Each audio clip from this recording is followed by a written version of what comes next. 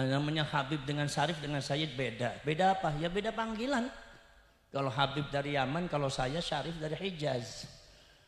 Wah, keistimewaan kenabian. Harus menang, nggak boleh kalah. Saudara-saudara sekalian.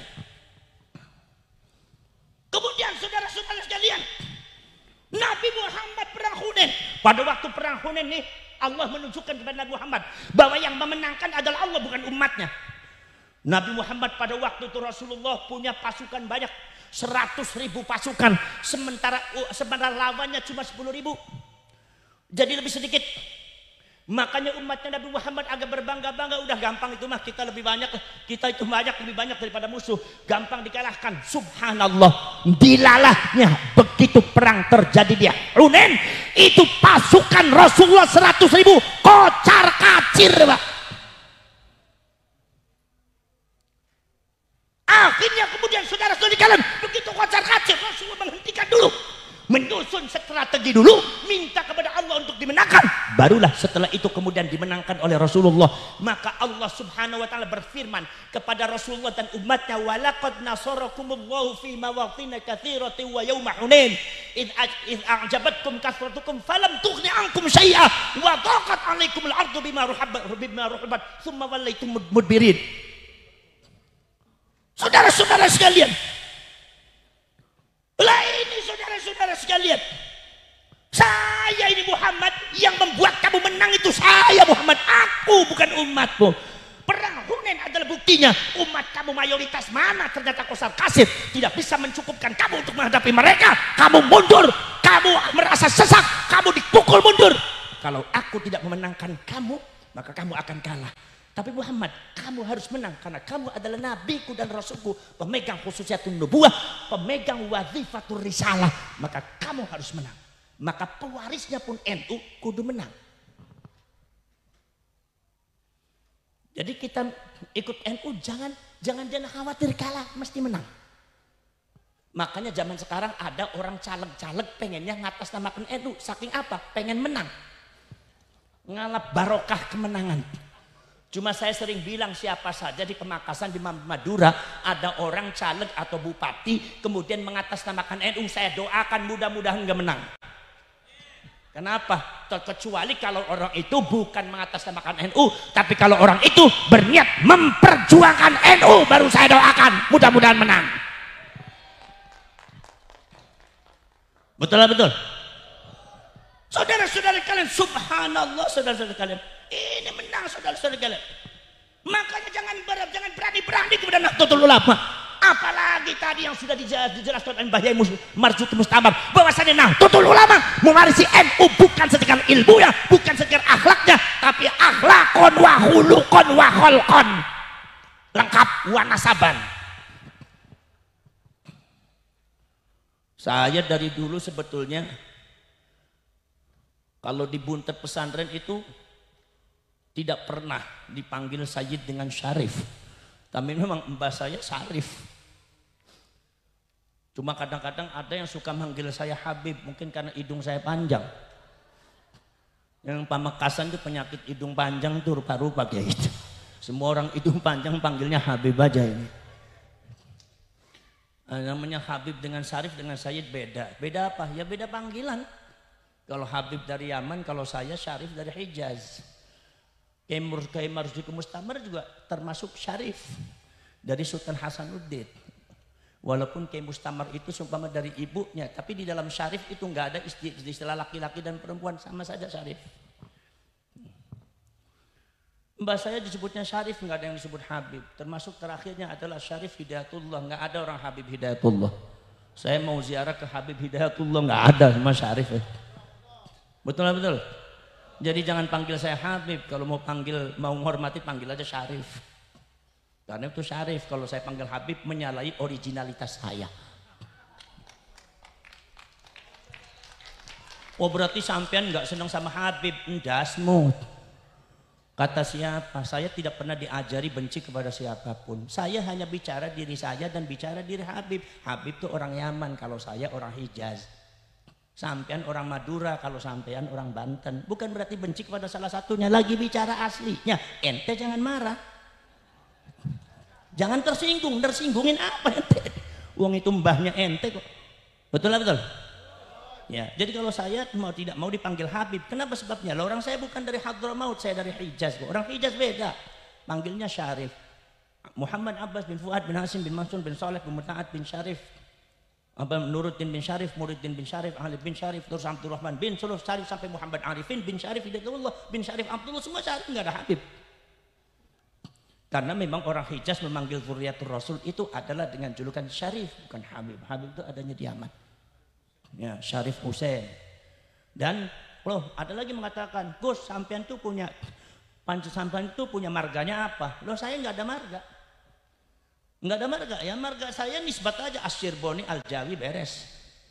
Kenapa? Sebab yang namanya Syarif itu di marga Sayyidina Hussein itu ma'indana tamayyuzat. Kami tidak memiliki satu ciri-ciri yang membedakan. Jadi nggak ada marga. Makanya seluruh Syarif dan Sayyid di Indonesia nggak ada marganya. Semuanya adalah dari yang dinisbatkan dari tempat. Sayyid Rahmatullah Sunan Ampel yaitu adalah Al-Jawi, Jawa. Syarif Maulana As-Samarqandi, Ibrahim As-Samarqandi, Sayyid Ibrahim As-Samarqandi Samarkand, itu jadi nisbatnya kepada kampung. Kemudian juga ada lagi yaitu Sayyid Maulana Al-Maghribi, Maghrib. Makanya Abuya Muhammad Al-Hasani Al-Makki, ya Al-Makki. Maka nggak ada. Nah bedanya kalau sumpah yang ada di Yaman, Habaib itu punya marga, yaitu ada Segaf, ada Atos, ada itu. Bukan benci, bukan mengente kayak gitu mah. Saya nggak punya marga, ente punya marga. Jadi kalau saya disebut seperti ente, yang nggak bisa karena saya nggak punya marga. Jadi saya itu disebutnya apa? Disebutnya ya udah ya masa Al-Buntati Al-Tandawi Pendakrep Asyirboni, udah enak nggak enak yang penting Asyirboni gitu. Nah itu dari Hijaz beda. Dulu mbah saya disebutnya Maulana Sayyid Syarif Makhdum Gunung Jati. Makhdum termasuk Sunan Bonang, Makhdum Ibrahim. Itu adalah bukan julukan Yaman, tapi itu adalah julukan Asia Tengah. Persia dengan Uzbekistan. Kalau AA itu julusan Sunda, kalau Lora itu Madura. Jadi ente kalau manggil saya itu orang Sunda ya panggilnya AA, jangan Lora. Gitu maksudnya. Bukan berarti menghina salah satunya, bukan lagi ngomong yang benar kok ente disalahin terus. Makanya ente jadi orang jangan sensitif, jangan mudah tersinggung ente. Betul lah betul. Nah itu, gitu aja Syarif, ada Sayyid. Nah itu saudara-saudara kalian. Makanya kalau ada orang manggil saya Habib, bingung juga saya. Habib dari mana saya? Saudara-saudara sekalian. Nah itu saudara-saudara kalian. Itu Allah Subhanahu wa ta'ala. Lah itu kemudian kata Imam Ahmad An-Naqsabandi mengatakan bahwasanya summan basatot ila ummatihi, itu khususiatun nubuwah, itu adalah disebarkan oleh Allah, diturunkan kepada umatnya Rasulullah. Siapa? Al-Insanul Mukhtar, manusia yang dipilih oleh Allah Subhanahu wa ta'ala. Tidak semuanya orang mendapatkan yang disebut para ulama, para kiai, yang disebut khususiatul wilayah, keistimewaan kewalian, kedekatan dengan Allah Subhanahu wa ta'ala. Khususiatul wilayah ini.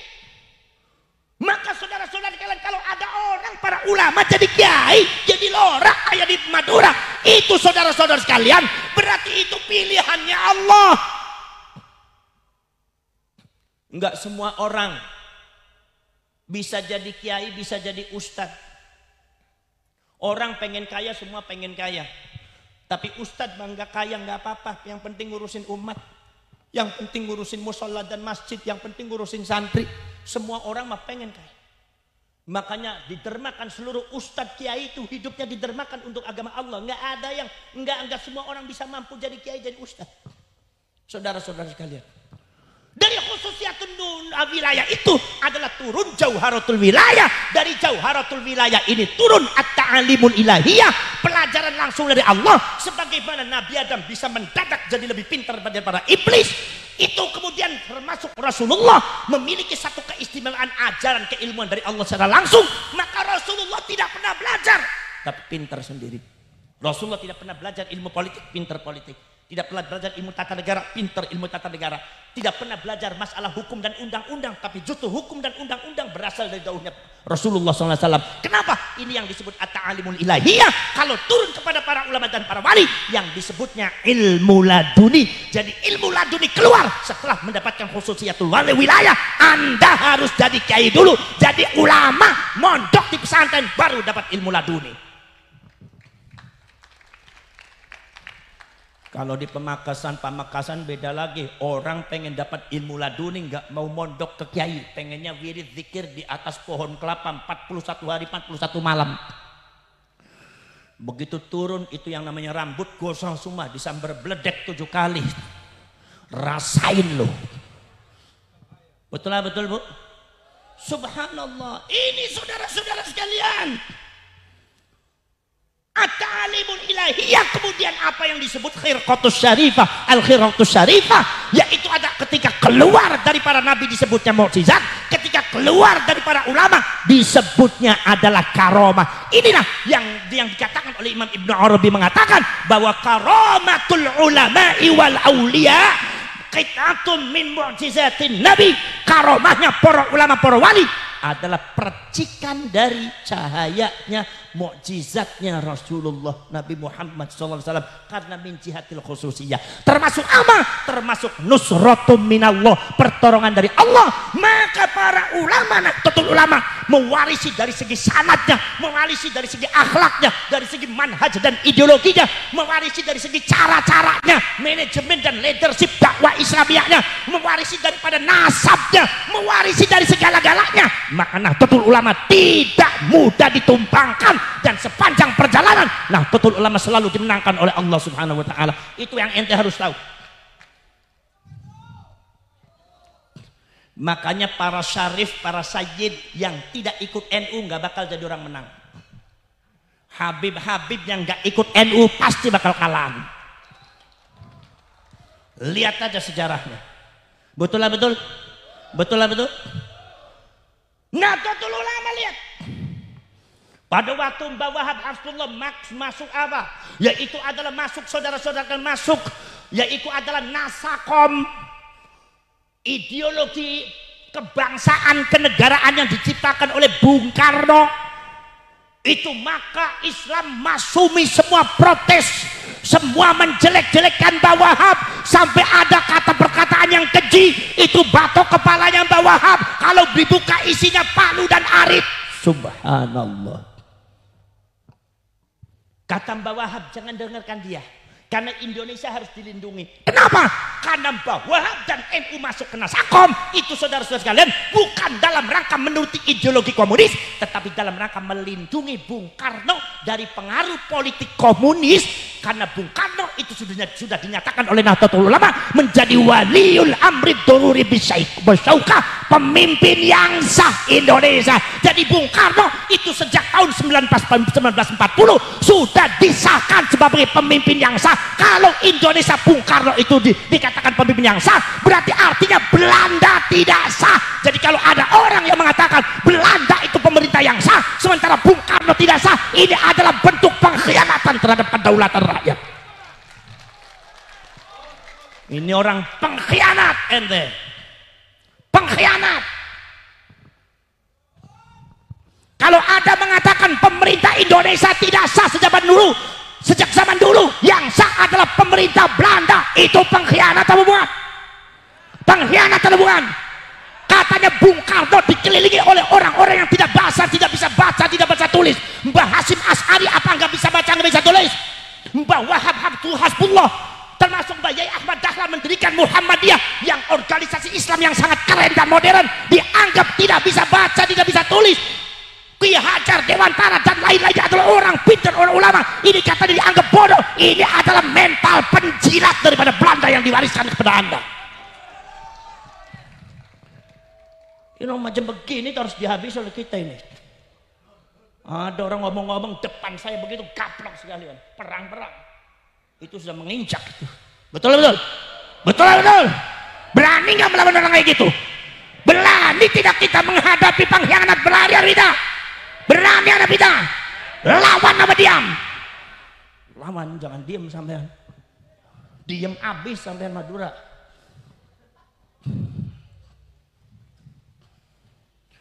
Makanya saya tuh kadang-kadang agak mangkel juga. Ada oknum Habib, bukan Habib semuanya. Jadi ente Habib yang nggak bicara jangan tersinggung. Oknum, kalau saya bilang oknum kiai, ya berarti kiai yang bener nggak usah tersinggung. Ente kalau Habib bener nggak usah tersinggung. Saya lagi ngomong orang nggak bener, betul. Ada oknum mengatakan, oknum Habib yang mengatakan Pasundan adalah milik Habib. Ada yang mengatakan Madura adalah diciptakan untuk mencintai Habib. Ini dari mana? Nanti kalau saya bicara itu nggak benar, bisa aduh saya nggak benci sama Habib. Dasmu, mana yang nggak benar? Betul. Jangan lakukan itu. Sebelum ente datang itu para ulama, para wali sudah ada di sini. Ada yang mengatakan kalau sumpah tanpa Habib Indonesia masih menjebak pohon. Ini kadzab, pembohong besar ini. Apa sebabnya? Para habaib datang abad ke-19 sementara Indonesia sudah Islam ratusan tahun. Jadi nggak benar cerita itu. Ini nggak benar. Ente Habib yang benar jangan tersinggung ente. Kalau ente tersinggung berarti ente begitu juga. Betul. Gampang aja hidup tuh, simpel aja, nggak usah dibuat repot. Kayak Gus Dur aja gitu aja kok repot. Saudara-saudara kan itu. Maka Nahdlatul Ulama, Nasakom akhirnya ternyata betul. Apa? Maksumi menfitnah Nahdlatul Ulama. NU membela PKI. Maka Allah kemudian memanjangkan satu perjalanan Nahdlatul Ulama tahun 1965. Ternyata sudah dibuktikan, ditunjukkan oleh Allah yang membubarkan PKI bukan Muhammadiyah, bukan Al-Irsyad, bukan Masawi, tapi Nahdlatul Ulama itu yang membubarkan Muhammadiyah, yang membubarkan PKI. Yang membubarkan PKI justru NU. Itulah kehebatan Allah dalam memenangkan pasukannya. Saya baca ternyata pasukan Kanjeng Nabi yang ada di dunia yang tersisa adalah Nahdlatul Ulama dan Banser. Jadi ente kalau jadi Banser yang gagah. Tiban belum sarapan udah lemes saja ada Banser Pamekasan. Udah matanya melotot aja nih Gus Abbas kapan selesainya ndasmu. Ya saya belum makan Gus, saya juga sama belum dikasih sarapan sama panitia. Ente jangan melotot sendiri. Nah, rok suka. Oh. Terus apa terus? Terus apa terus? Mau ngajak berantem apa ini?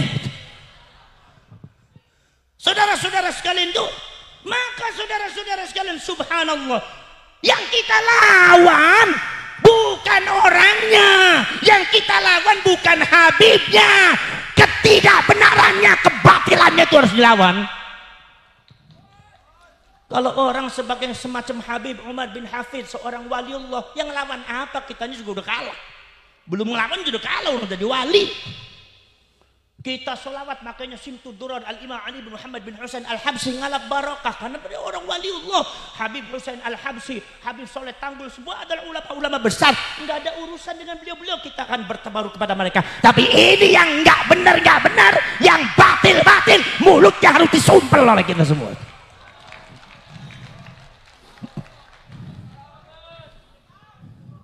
Sallallahu alaihi Muhammad. Sallallahu alaihi Muhammad. Sallallahu alaihi Muhammad. Saya juga ngerti sama panitia. Ini orang Pamekasan gak ada yang berani, makanya ngundang dari Cirebon, gitu aja dah. Saya bilang sama panitia nih, ini orang Pamekasan kecing-kecing amat, penakut amat. Gitu. Ini ada yang pro. Kalau beliau yang bicara saya percaya, karena beliau orang Banten seperti saya aja dah. Saudara-saudara, itu saudara sekalian. Nahdlatul Ulama melawan Orde Baru dipecundangi oleh orang Orde Baru 32 tahun dimarginalisasi. Ngerti marginalisasi Bu? Marginalisasi ngerti? Nggak ngerti? Ya udah lanjut. Gak usah dipikirin dah. Ngerti nggak ngerti manggut beres. Dapat pahala. Saudara-saudara sekalian, 32 tahun Soeharto secara sistematis mengkebiri, memarjinalkan NU, mengambleskan NU. Tapi saya tanya, yang hancur NU apa Orde Baru? Jawab. Orde Baru apa NU? Jawab. Orde Baru. NU semakin kuat, semakin berkibar. Sekarang Nahdlatul Ulama sudah memiliki cabang di internasional, lebih daripada 50 negara sudah dari NU, bahkan mampu meng-NU-kan Afghanistan. Apa Yahudi nggak takut sama orang NU nih? Tahun yang akan datang Yahudi berhadapan dengan NU, Amerika berhadapan dengan NU, bukan dengan yang lainnya, dengan NU. Tapi saya yakin Yahudi dengan kelompok Wahabinya melawan Syria bisa menang, melawan Jordan bisa hancur, melawan Libya bisa hancur, melawan Yaman bisa hancur, melawan Afghanistan bisa hancur. Tapi melawan negara kesatuan Republik Indonesia, ada para wali, ada cucunya Rasulullah, nggak bakal bisa menang, hancur mereka. Gak akan menang. Makanya hati-hati ente kalau bicara Indonesia, hati-hati nih. Khususnya yang bangsa Hadrami dan Yaman ini, hati-hati nih. Banyak zallatul lisan. Saya juga dari Hijaz, tapi saya juga dari pribumi. Walau kana irunguhum belsekan wa kulituhum buseman. Betul lah, betul. Saudara-saudara, ini Kiai Marzuki, walau kana irunguhum belsekan wa kulituhu buseman, ini min jumlah syarif ya.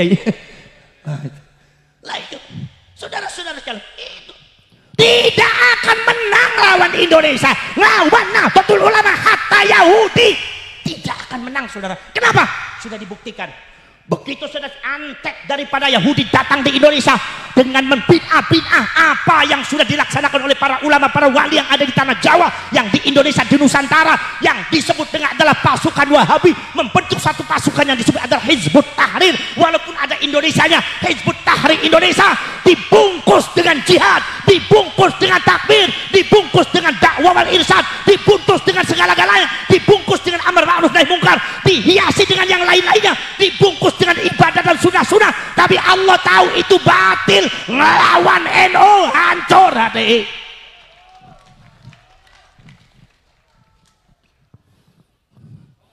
Setelah HTI kemudian muncul lagi apa? FPI, Front Pembela Islam. Di belakangnya nggak tanggung-tanggung para habaib yang mengklaim dirinya sebagai cucunya Rasulullah SAW, berteriak-teriak mulai melawan Nahdlatul Ulama, menjelek-jelekan Kiai NU, berkata tidak benar kebatilan, walau karena dia mengaku dirinya cucunya Rasulullah, tapi Allah tahu gerakannya, harokahnya, cara-caranya batil di depan Allah, dihancurkan itu FPI. NU tetap berkibar, betul lah betul? Betul lah betul? NU tidak ada urusannya dengan FPI. Sebab yang menghancurkan FPI bukan NU, siapa? Allah. Betul? Betul? Yang mencintai habaib siapa? Yang menghancurkan FPI siapa? Allah, bukan NU. Mulut rewel amat. Salah terus orang Pamekasan kalau ngomong.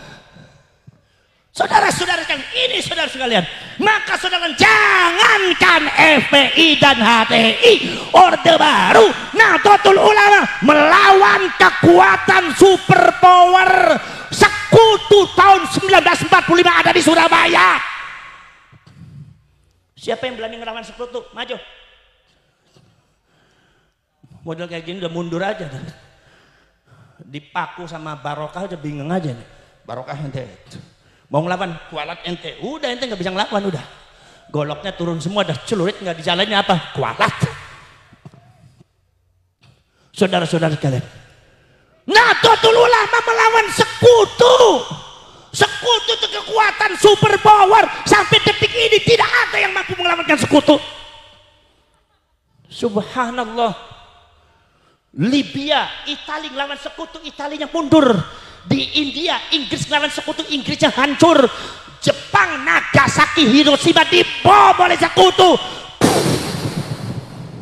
hancur itu orang Jepang. Nahdlatul Ulama melawan sekutu di Surabaya. Kekuatannya lengkap, senjata NU tidak ada. Ini supaya ente tahu bahwa saya Nahdlatul Ulama itu mewarisi Rasulullah di dalam masalah nusrah, yaitulah kemenangan dari Allah. Karena NU harus menang, supaya ente tahu. Ceritakan sejarah masalah itu.